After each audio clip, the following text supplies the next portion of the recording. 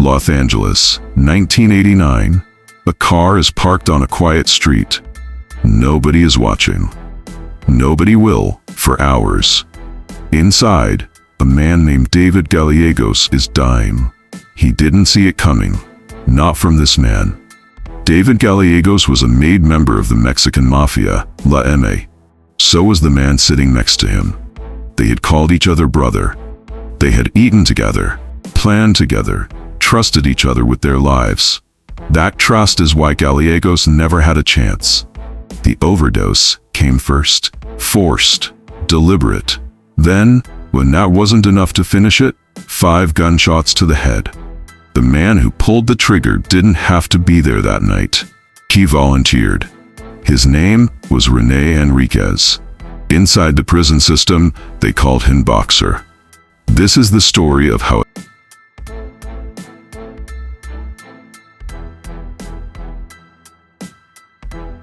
Rene Enriquez was born on July 7, 1962, in Artesia, California. His parents were recent immigrants from Mexico. The family settled in Cerritos, a quiet, middle-class suburb, the kind of place nobody expects to produce a killer. He was a smart kid. Teachers saw promise in him early, but by 9th grade, he had already dropped out of Cerritos High School. His older brother, Mark, was the bigger influence. Mark belonged to a local street gang called Artesia 13. Rene looked up to him, wanted to be like him. Mark gave him a nickname that would follow him for the rest of his life: Boxer.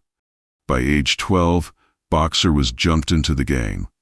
The initiation was simple and brutal. They beat him until he proved he could take it. From there, it moved fast. By 13, he was smoking marijuana.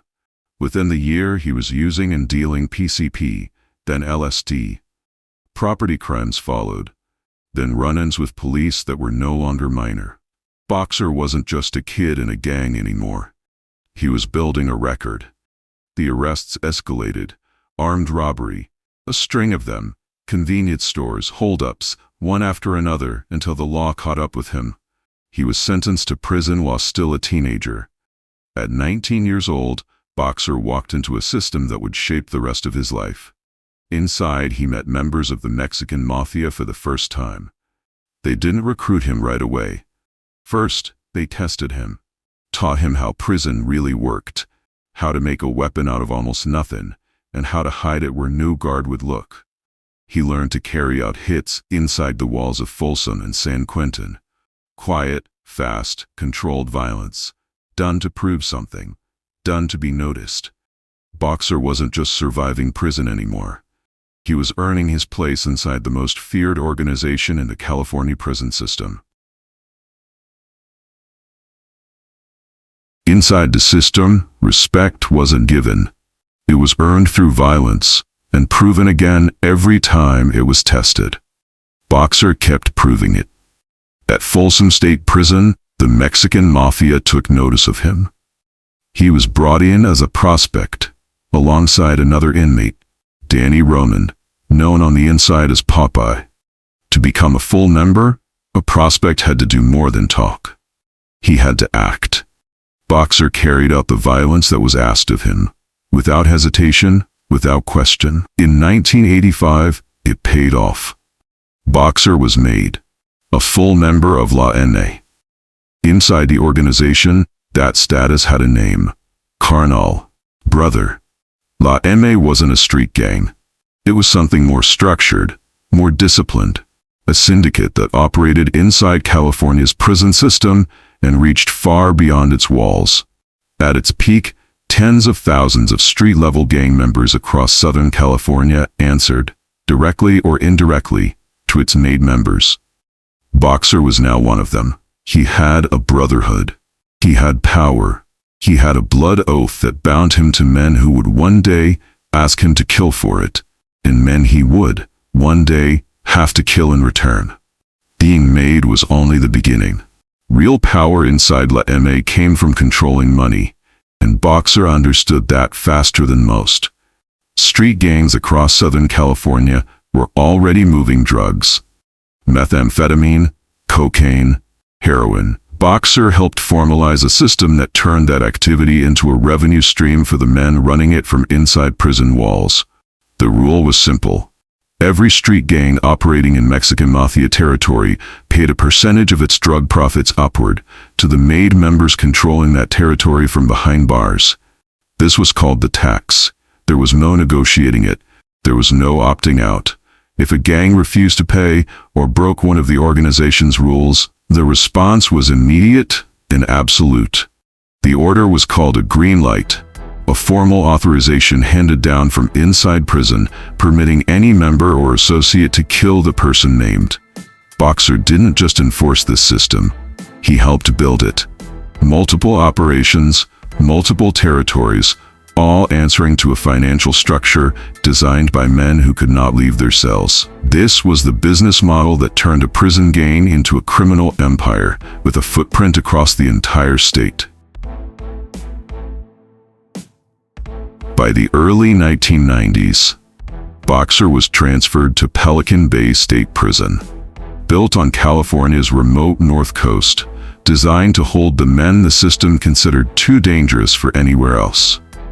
He was placed in the Security Housing Unit, the SHU, 23 hours a day, alone, in a windowless cell. 1 hour outside, in a small enclosed yard, still isolated from other inmates. No general population contact. No open communication. Learned specifically so conversations couldn't be understood if intercepted. Through these channels, Boxer kept directing operations on the streets, hundreds of miles away, run by men he might never see in person again. He was locked in a cell smaller than most people's bathrooms, and he was still giving orders that controlled what happened on the streets of Los Angeles. Made membership in lled didn't make a man untouchable. It made him a target like everyone else. The moment the organization decided he'd crossed a line, in 1991, that line was drawn against Salvador Buenrostro, known on the inside as Mon. Buenrostro wasn't a low-level associate. He was a senior, respected figure inside the Mexican Mafia. It didn't matter. Boxer and another man cornered Buenrostro inside a Los Angeles County jail interview room, a space meant for attorney visits, not violence. Using weapons made inside the jail, they stabbed him more than 24 times. Buenrostro survived. The attack sent a message that went beyond one man. Inside lled, rank meant nothing if the organization turned against you. Brotherhood meant nothing if the code demanded otherwise. Boxer carried out that attack. 2 years later, he would be asked to do it again, this time against a man even closer to him than Buenrostro had ever been.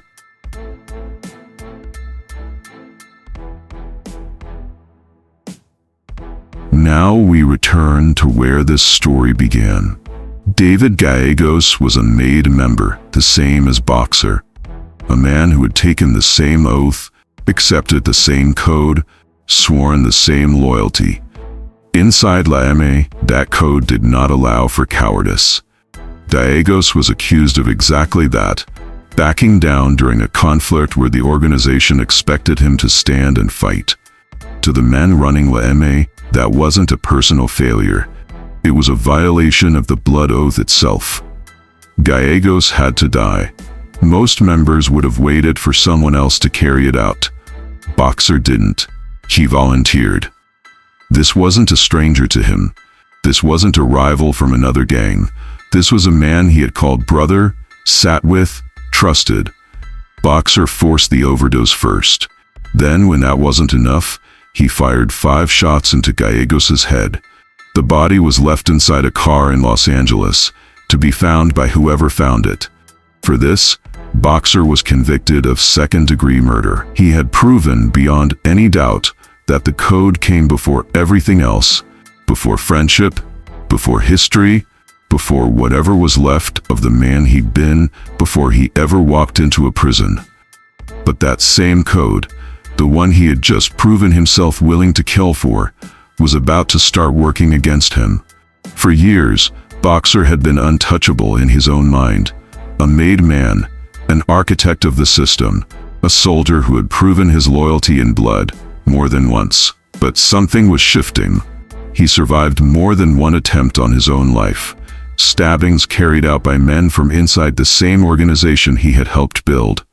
The same code that demanded he kill Gallegos could just as easily demand someone kill him.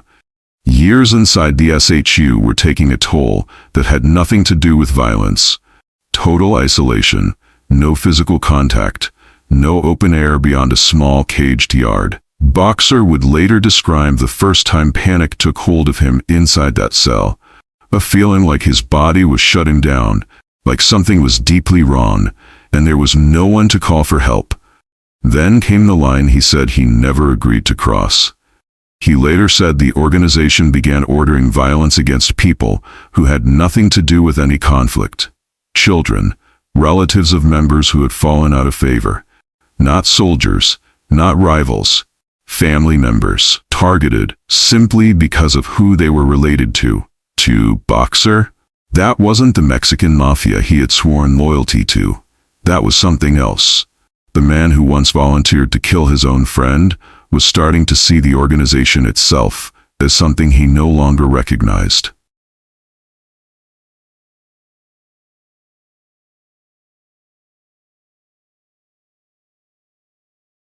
By 2002, Boxer was facing something no amount of violence could solve. The organization he had spent almost 2 decades building was no longer the one he believed in. His own life had already been targeted from within, and the federal government was closing in on lled with sweeping RICO investigations, the kind that don't stop until they take an organization apart from the inside. He had a choice: stay silent, stay loyal, and likely die inside a system that had already tried to kill him more than once, or walk away from everything: the rank, the respect, the brotherhood he built his entire identity around, and become the one thing every MAID member was taught to despise more than a rival gang member: an informant. Boxer chose to debrief. This wasn't a quiet decision. The moment word got out, there was no walking it back.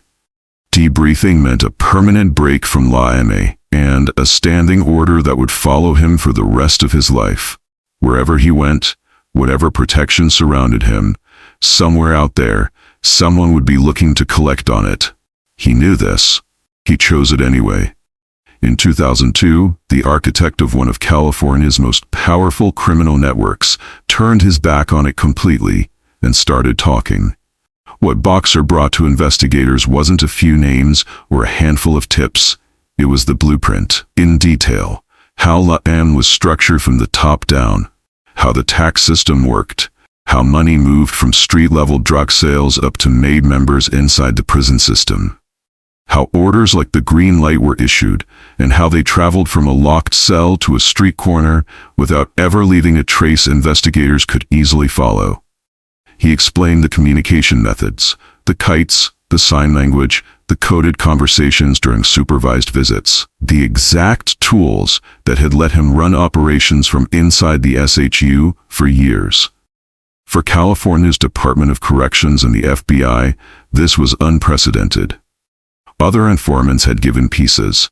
Boxer gave the whole picture from someone who had built large parts of it himself.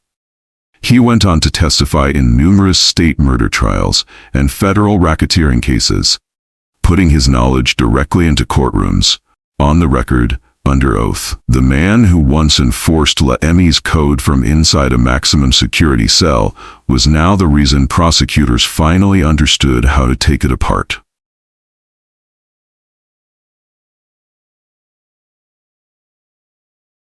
Cooperation didn't end Boxer's sentence. It changed what that sentence meant.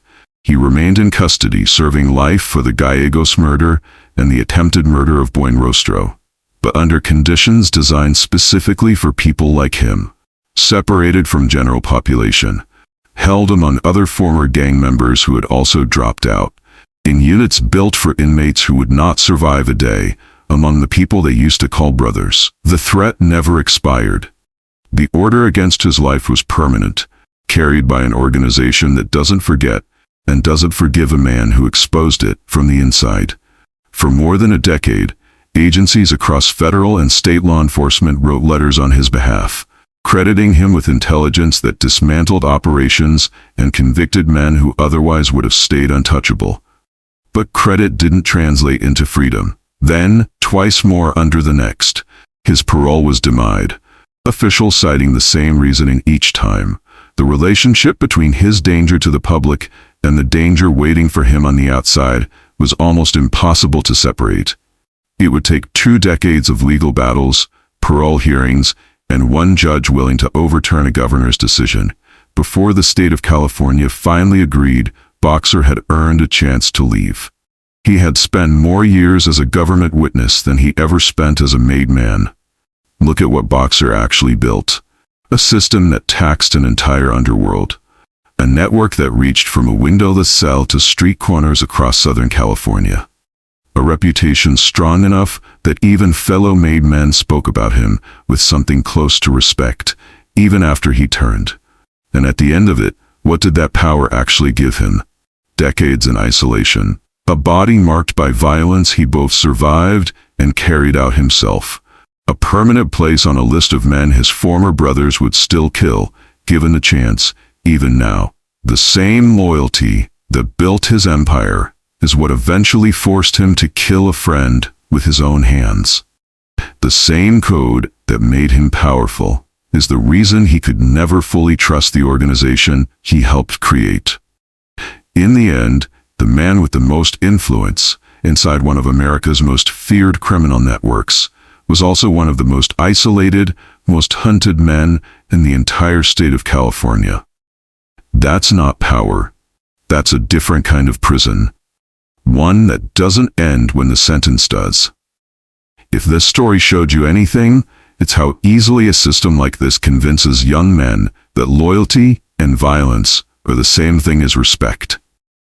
Understanding how it actually works is the first step in making sure it never looks appealing to the next kid standing on a street corner, wondering where he fits in. If you want stories like this told accurately, share this one.